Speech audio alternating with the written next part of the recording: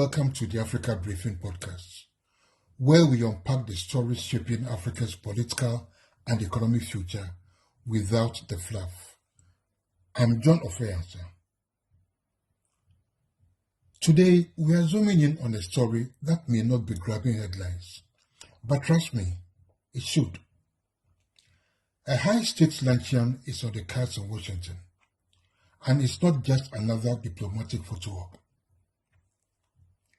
President Donald Trump is set to host the heads of state from Gabon, Guinea-Bissau, Liberia, Mauritania, and Senegal, right there at the White House this Wednesday.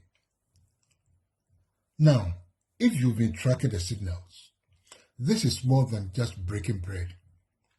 This is the formal revival of what I'd call America's commercial geostrategy for Africa under Trump.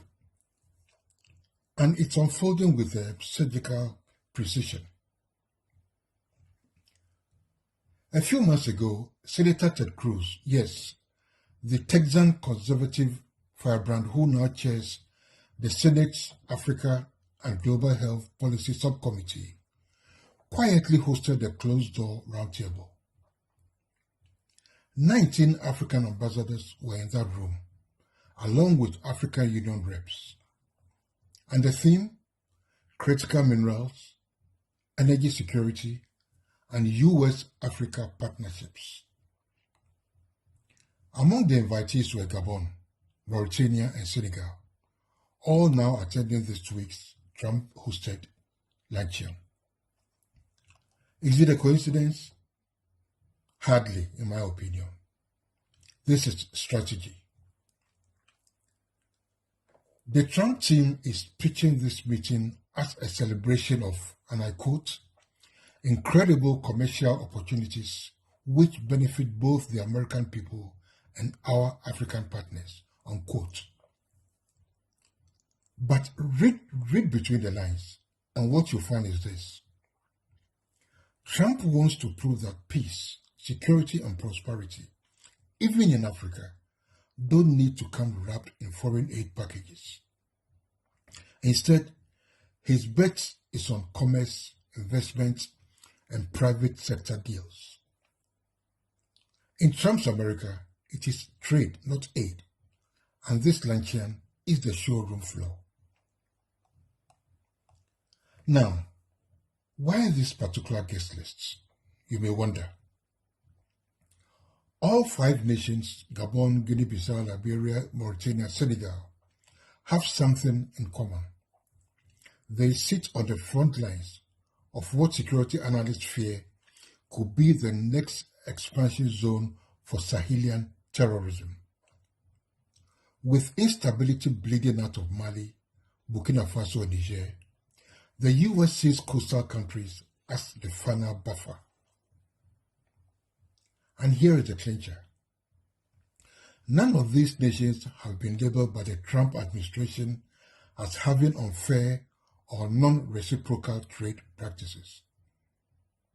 That's a key box ticked when it comes to doing business with Trump's America. Yet the list isn't without friction points. Mauritania, for instance, is the only one without diplomatic ties to Israel. Liberia and Gabon have troubling U.S. visa overstay records. And Gabon is on ISIS radar for being a potential, and I quote, recalcitrant country, meaning it is slow to cooperate on deportations. So why invite them? Because Washington is making calculated bets. And is gambling on long-term returns. But there are cautionary tales too. Remember the chilly reception President Cyril Ramaphosa of South Africa got during his recent U.S. visit?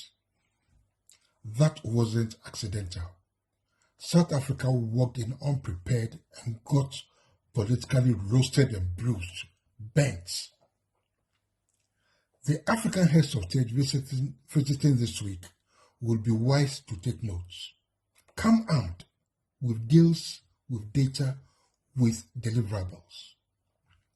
Because here's the truth, Donald Trump doesn't do fluff.